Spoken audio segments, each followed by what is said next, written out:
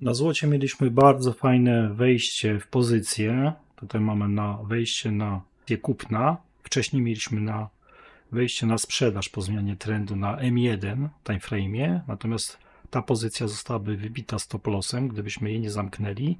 Natomiast patrząc na wyższe timeframe'y, czyli wykres jednogodzinowy, widzimy, że świeczki są niebieskie, więc świadczy to o tym, że rynek jest dość mocny. Tutaj jeszcze mieliśmy z samego dołka bardzo mocną świeczkę z sygnałami na wzrosty.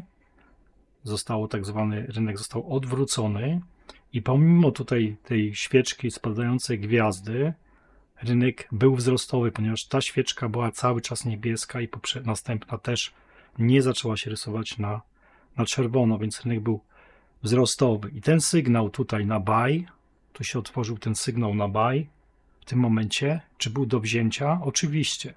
Bardzo ładnie take profit trzeci zaliczył. Stop loss był tutaj pod dołkiem, jak widzimy.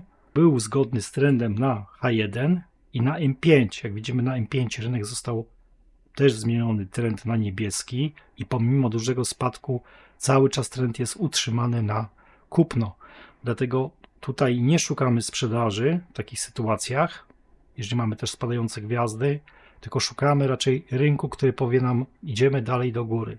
No i w tym momencie nastąpiło tutaj wejście w pozycję, bardzo ładne wejście, przetrzymanie tego i w tym momencie realizacja zysków byłaby na miejscu, ponieważ występują też sygnały, które mówią, że rynek może nam tutaj zawrócić, także to był bardzo, bardzo dobry setup.